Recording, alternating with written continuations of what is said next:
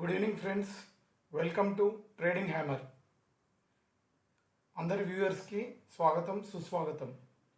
ఈరోజు మనం Nifty 50 charts గురించి తెలుసుకుందాం. యూట్యూబ్ ఛానల్లో మన ట్రేడింగ్ హ్యామర్ ఛానల్ @trading.hammer అని సెర్చ్ చేస్తే మీకు యూట్యూబ్ ఛానల్ కనిపిస్తుంది. అందరూ కూడా తప్పకుండా సబ్స్క్రైబ్ చేసుకోండి. చకచక చార్ట్స్లోకి వెళ్ళిపోదాం. నిఫ్టీ 50 చార్ట్స్లోకి ఇప్పుడు మీరు చూసే chart Nifty 50 chart trading view అనే వెబ్సైట్లో చూస్తున్నాం. మనం చూసే చార్ట్ వచ్చేసి డే క్యాండిల్ చార్ట్. ఇది నిఫ్టీ 50ది. గత కొన్ని రోజులుగా నిఫ్టీ 50 లోయర్ లోస్ బ్రేక్ చేసుకుంటూ 9 continuous days lower lows break చేసుకుంటూ వచ్చింది. 1 2 3 4 5 6 7 8 9 డేస్ కంటిన్యూస్గా లోవర్లో బ్రేక్ చేసుకుంటూ వచ్చిన తర్వాత ఒక సాలిడ్ బుల్లిష్ క్యాండిల్, ఈ సాలిడ్ బుల్లిష్ క్యాండిల్ని ఎంగల్ఫింగ్ క్యాండిల్ అని కూడా అనొచ్చు. ఈ పర్టికులర్ ఫాల్కి ఇది ట్రెండ్ రివర్సల్ క్యాండిల్ కూడా అనుకోవచ్చు మనము.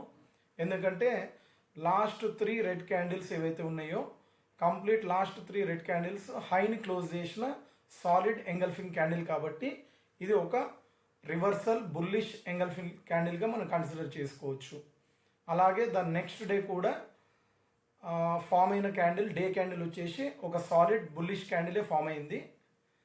ప్రీవియస్ బుల్లిష్ క్యాండిల్లో ఒక 35 to 40% డౌన్ సైడ్ టెస్ట్ చేసింది. సో ఓవరాల్గా డే హైలో వెళ్ళి క్లోజ్ అయింది, సెకండ్ కాన్సిక్యూటివ్ డే కూడా. అలాగే ఈరోజు ఫామ్ అయిన డే క్యాండిల్ కూడా ఒక మంచి బుల్లిష్ క్యాండిల్ ఫామ్ అయింది. దీంట్లో మీరు 15 మినిట్స్ క్యాండిల్ చూసుకుంటే మనం ఇక్కడ ఒక చిన్న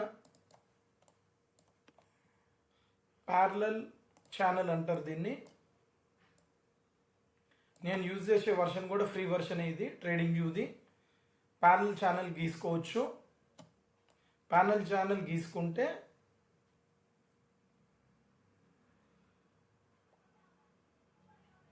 ఈరోజు ట్రావెల్ చేసిన ప్యారలల్ ఛానల్లో చూడండి, ఇక్కడి నుంచి ఇలా కిందికి వచ్చింది. ఈ ఛానల్లో ఒక పెద్ద ప్యారలల్ ఛానల్ నుంచి షిఫ్ట్ అయ్యి డ్రాప్ అయ్యి కింద ఎప్పుడైతే క్లోజింగ్ అయిందో దీనికి నేను మళ్ళీ సపరేట్గా ఒక parallel channel గీసుకున్నాను.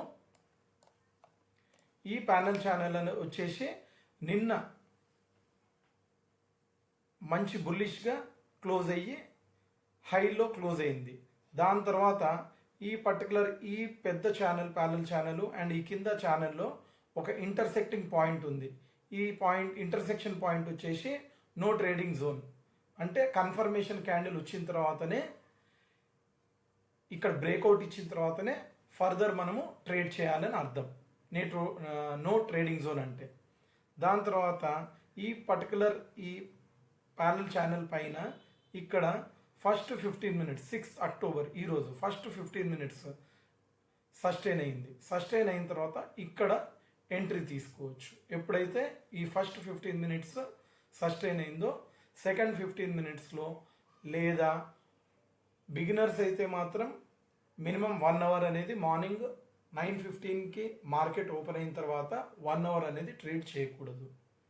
Only experience people, that to ఆప్షన్స్లో good experience of more than 5 years ఉన్నవాళ్ళు మాత్రమే ఫస్ట్ 15 మినిట్స్ క్యాండిల్ కంప్లీట్ అయిన తర్వాత సెకండ్ 15 మినిట్స్ క్యాండిల్లో వొలటైలిటీని చూసి ట్రేడ్ తీసుకోవాలి.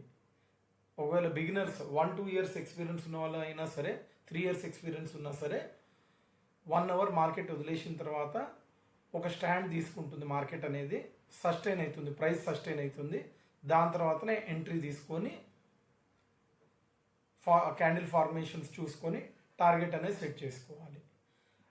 ఈరోజు ఓవరాల్గా నిఫ్టీ అనేది మనకి 183 పాయింట్స్ పాజిటివ్గా క్లోజ్ అయింది. 25,072 దగ్గర క్లోజ్ అయింది. 183 పాయింట్స్ పాజిటివ్గా క్లోజ్ అయింది. సో రేపటి కోసం అంటే 7th అక్టోబర్ కోసం మనం అనాలిసిస్ చేస్తాము.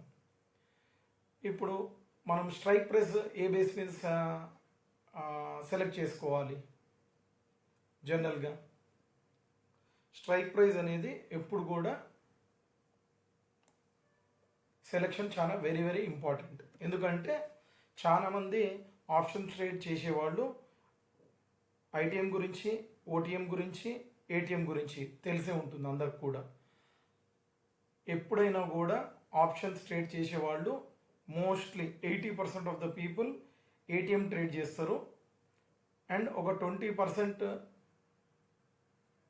మాత్రం తక్కువ బడ్జెట్లో ట్రేడ్ చేయాలనుకునే వాళ్ళు మాత్రమే ఓటీఎంలు ట్రేడ్ చేస్తుంటారు.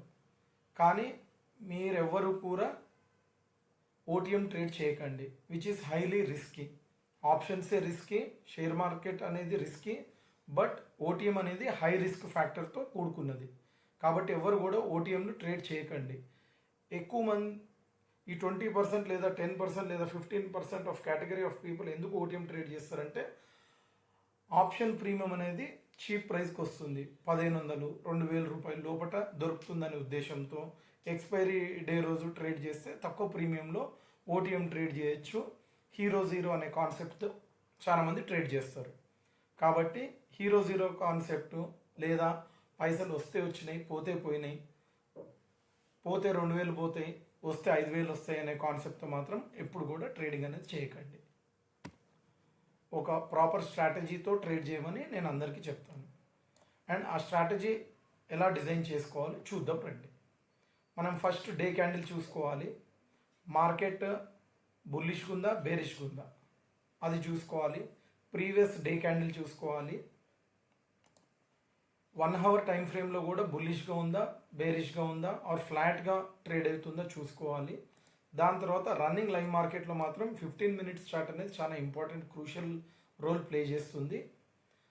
అదే కాకుండా సెక్టర్ వైజ్ పర్ఫార్మెన్స్ కూడా చూసుకోవాలి.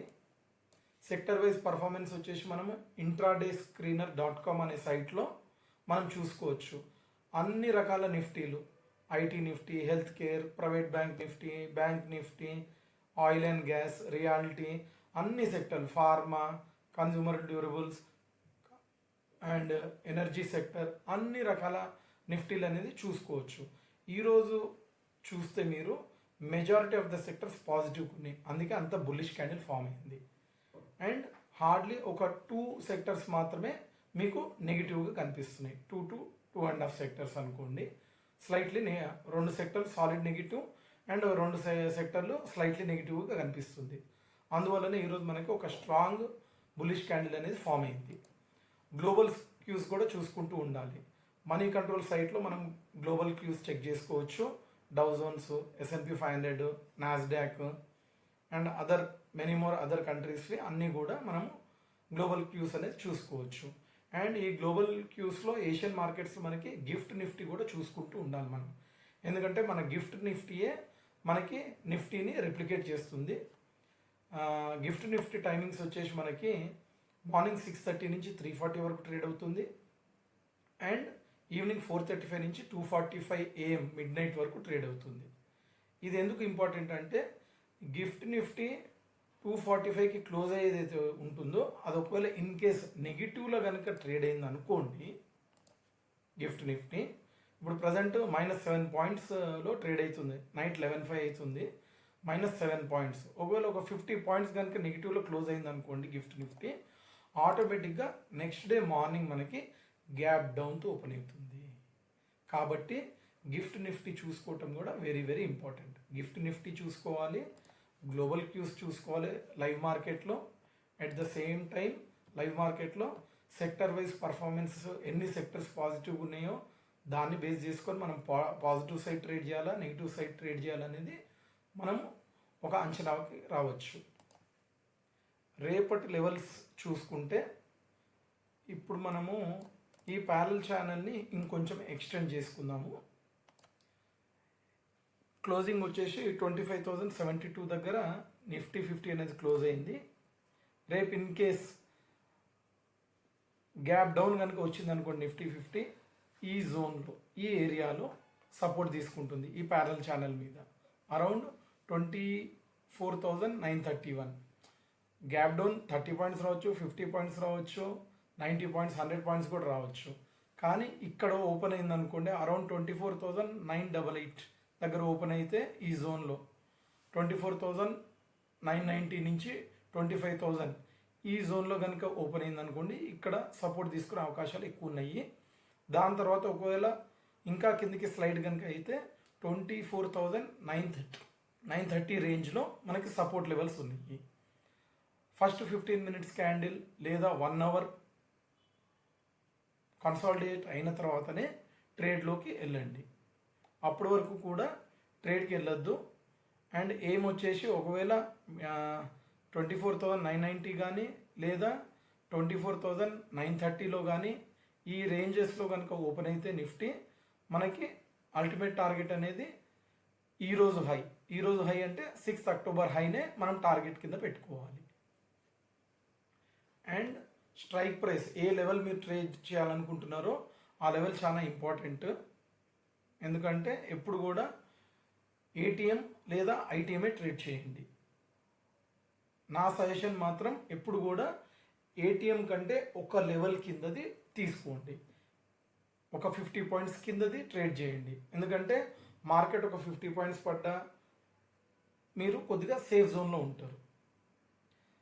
అదే ఏటీఎం కనుక మీరు ట్రేడ్ చేశారనుకోండి, మార్కెట్ ఒక 50 పాయింట్స్ కరెక్ట్ అయిందనుకోండి, ఆటోమేటిక్గా అది ఓటీఎం అయిపోతుంది. కాబట్టి ఎప్పుడు కూడా స్ట్రైక్ ప్రైస్ లెవెల్ అనేది ఏటీఎం కంటే కూడా ఒక 50 పాయింట్స్ లేదా 100 points would be better. Premium ఎక్కువ అవుతుంది, బట్ స్టిల్ ఎప్పుడు కూడా it would be the best choice for options trading. Thank you friends.